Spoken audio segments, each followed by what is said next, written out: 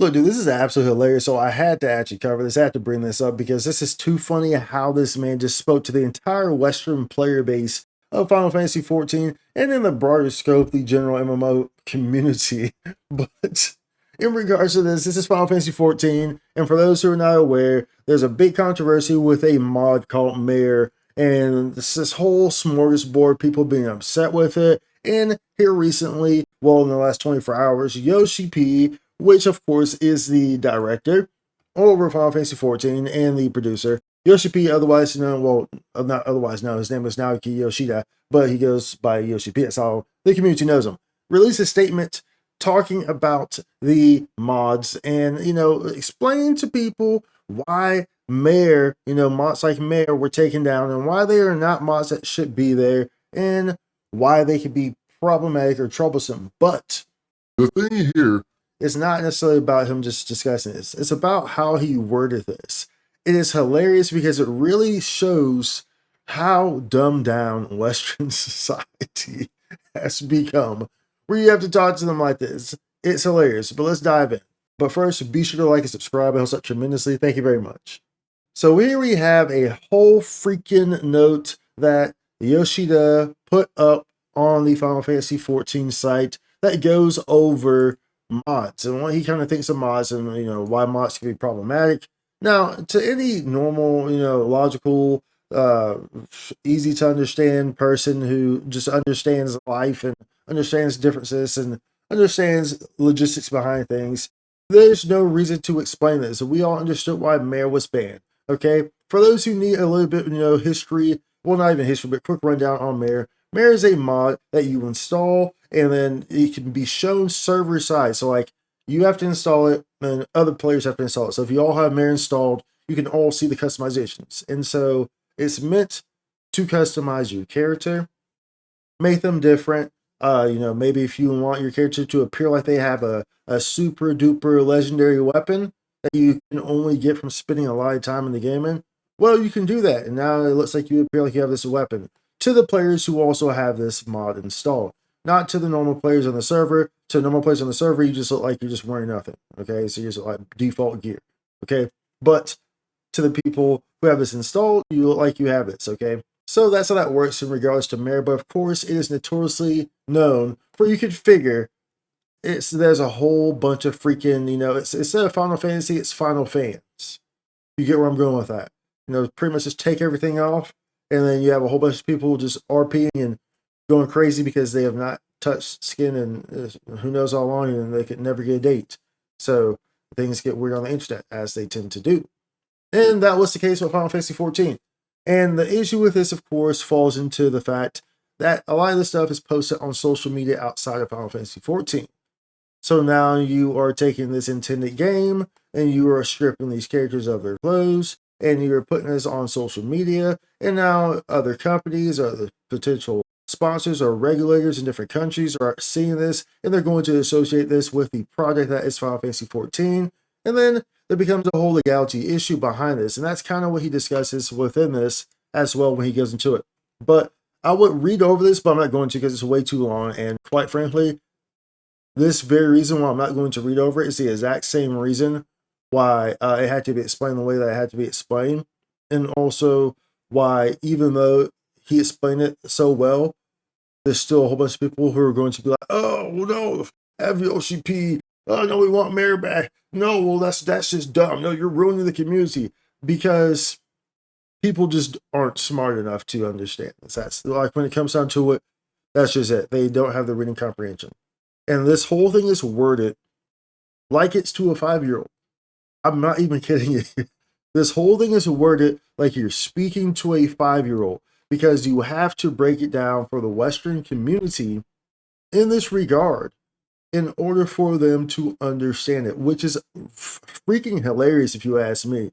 But for someone like me, I see the state of the gaming society. I see the state of Western society, being someone who's from the West. I see it. I'm not afraid to see it for what it is. I'm not sitting here in denial or whatnot. I see the problems. I see the pros. I see the cons. And the fact that he had to describe it and explain like this, like you're talking to a 5-year-old, is freaking hilarious. So he goes down here. He talks kind of about the legality things I just kind of mentioned, where you have, these properties that are, being viewed as no clothes and they're being on social media. So of course it can add to legality issues or rating issues in different countries. You have to adhere to all the regulations in each country that Final Fantasy 14 is available in. So when you have people posting things on social media that are showing the properties of Final Fantasy 14, but in this adult manner, then naturally that can garner the attention of these regulatory bodies in different areas or places where Final Fantasy 14 is made available, and it can it can cause legal issues, or it can cause the game being taken down completely from that region, which of course y'all don't want, right? So there's a whole business and legality side behind this, but many people don't want to hear that because it's always about, well, it's me, me, me, me, me. It's me, me, me. Who cares? They don't care about the legalities. They just want to be selfish behind it. They just like, well, no, if it doesn't benefit me, then it doesn't matter. Pretty much, that's how a lot of people are nowadays. Welcome to the Western world. But that's how this whole thing is kind of constructed. He gives a whole bunch of theoretical examples as well to kind of lay into you. I think it's absolutely hilarious. Like, this whole thing is very long, which is why I'm not going to read it. I read the whole thing, but I'm not going to read it during this video because y'all don't want to sit through that. It'll be linked down below. But he goes through this, he lists a whole bunch of hypothetical examples. And let me also start by saying that he says that he does not like hate the mod community. He actually thinks that mods inherently, like historically, are good for games, because they add an extra to the gaming community, and they can bring people together and stuff like that. But it's about how you use it and using them within the confinements of the guidelines of how the game is supposed to be played and experienced. Of course, this doubles down when it comes to MMO games, online games, MMORPGs, of course, because you're now dealing with an online community that is centered around, that's how this game is designed. Whereas if you're using a mod in something that's just like a solo play game or something that's not as community driven, then it's not as big of a deal. And he touches on that going through here, talking about individual pleasure behind it. If you're just like it's a mod that only you can see that you're doing for your experience, it's perfectly fine. It goes, but then he goes and broadens the realm, of course, when you're looking at it from an aspect of everybody is now seeing this, it becomes problematic. And so pretty much, he dives into a whole bunch of aspects, such as infringing upon others, negatively impacting the intended game design. Y'all have heard me talk about this a lot in so many different MMORPGs, and I talk about this a lot and why a lot of these MMORPGs nowadays are kind of faltering and not succeeding, because they're forgetting this. The intended playing experience infringing upon others and negatively impacting the intended game design or game experience. You see this happen a lot here in recent years in a lot of these MMORPGs, which has in turn made these MMORPGs falter significantly and lose revenue and lose player base and really start to struggle looking forward, because they are forgetting this for a broad ride of reasons, which we can go down a whole list for, but just a broad ride of reasons, whatever. So in here, he kind of mentions about player raids, right? So he says let's say player A loves Ultimate Raids and is motivated to challenge them at every opportunity. After they clear, they proudly equip their new title and weapon as proof of the party's diligent efforts to earn. And then he goes on to talk about player B, who uses a mod to pretend like they have that weapon, whereas they didn't actually have that weapon. So kind of like I mentioned at the very beginning, he goes to a whole bunch of theoretical examples in regards to this. He goes to a bunch of theoretical examples in regards to this because he has to explain it in these terms as it is to Western players. Because if you don't, then they'll find some way to misconstrue it, which they do anyway. But at least here, you have it explained in ways that even a 5-year-old could understand, because you have to explain it like that for a Western player base, because they're essentially 5-year-olds. They do not have the reading comprehension. I'm not even trying to be rude. I'm just being real. It's evidence. It's clear. You see it bright as day. Many of these issues are because of that. They stem from that issue, from reading comprehension, the lack of being able to understand these things. Hilariously, though, one of the theoretical situations that you can have here is this one right here. Let's consider another theoretical mod, one that displays your character entirely naked. If this presentation is displayed on the user's screen, that might fall into the category of personal use and responsibility. Bear in mind that this is my personal interpretation and not a discussion of whether that behavior is right or wrong. However, if the user posts a screenshot of their set naked character, Publicly on social media, Final Fantasy XIV itself may be subject to legal measures by regulators in certain countries. As we mentioned before, laws that regulate the content of video games grow stricter by the year. These laws are there to protect minors and for a variety of other reasons. But the fact remains that they are tangibly becoming stricter. We have a duty to provide our services in adherence to the laws of all countries where Final Fantasy XIV is available. And if we are unable to do so, the distribution of our game can be prohibited. This is another example of damage dealt to our services. Allow me to repeat myself when I say that I do not intend for these examples to be a censure of mod users or creators. I only wish to provide some tangible examples of how using certain mods can damage other players' Final Fantasy XIV and the services we provide, regardless of the mod's original intent. And so, as he's saying the services provided, I didn't mention this, but pretty much he's saying that they're like pretty much how these customization mods take away from from potentially spending money towards some of their like fashion products, right? So because if you can just mod your character to have these items, there's no incentive, which plays back into the whole weapons and stuff like that, but plays back into there's no real incentive to actually do or spend for this fashion or to go do these high tier contents, because if you could just mod it and then you appear like you have this super legendary weapon, even though it's not the same stats, it appears like you have worked hard for this. If you have a super legendary weapon, this gear, then doesn't incentivize you to actually go run the content. And then so if someone else sees that, and then they're like, well, shoot, well, I can just install Mare, and then I can appear like I have that because so many people are using Mare.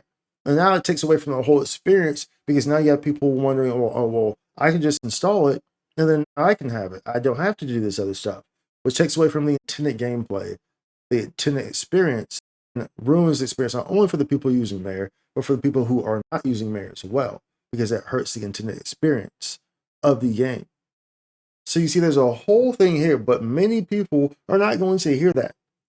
They're going to hear they took away Mare. Oh, and that's it. They took away Mare. Oh, because they just cannot comprehend anything that does not benefit them directly. They're selfish, plain and simple. But I thought this was super hilarious. I want to dive into it because, like I said, the way that this was worded, it's not just the fact that, of course, he released this. It's the way that it's worded that made this absolutely hilarious, because it's literally written like it is for a 5-year-old. And it's hilarious because it goes to show you how they view, how Noki, Yoshida, Yoshi P views the Western player base in this regard. And it's not even a bad thing. It's because it's the truth. It's the truth. Dude. A lot of the Western player base needs to be spoken to like this. But that's what the Western player base, that's what the Western society has downgraded to, devolved to. We have regressed. It's bad. But I just found this hilarious. I figured I'd share with y'all. I don't usually cover a lot of Final Fantasy XIV content. Well, I don't cover Final Fantasy XIV content. Maybe once or twice. But of course, y'all know I'm a big Final Fantasy person. And I played Final Fantasy XI for 13 years, during the golden era. So naturally, I am very well versed on Final Fantasy. I'm very well versed on MMORPGs that include Final Fantasy. So naturally, this is a realm that I'm comfortable being in speaking about. However, of course, can never really get into Final Fantasy XIV because the game was too easy. And it played too much like WoW, which I was never a big fan of WoW. Back in those days, it was either play WoW or you play Final Fantasy XI. WoW was too easy, so you played Final Fantasy XI. Or Final Fantasy XI was too hard, too tedious, so you played World of Warcraft. That's how it was. Final Fantasy XIV steers too much like World of Warcraft. So I can never pick it up. But that's neither here nor there. That's not what we're talking about. We're talking about this great document, this great discussion that Naoki had with a bunch of 5-year-olds. I mean the Western player base. Now, of course, don't get me wrong, it's not all the Western player base. This is really a small portion, but it's still a large portion in itself. The people who are using Mare, how big that community is, and how vocal or visible it is. That's the problem. It's one thing if you're just doing these things like in the shadows or whatever, but this whole Mare thing is very visible. And that's where it becomes an issue, because it's super, super visible. Like Nike said, he doesn't really have an inherent problem with mods. But when it starts to damage the product, take away from the intended gaming experience, you know, all these things above. And of course, it's a mod, so it's operating outside the guidelines already because you're installing something that's illegal. By default, it's against the regulations. Like, regardless, they can turn a blind eye to it, but it's illegal regardless. It's against TOS to have mods, period. So, I mean, it's like you can't be upset when it goes away because it's a mod. It was never supposed to be in the first place. They tolerate it, but they can remove it whenever. You have no right for it to actually be there. Like this, they can remove it whenever, you know.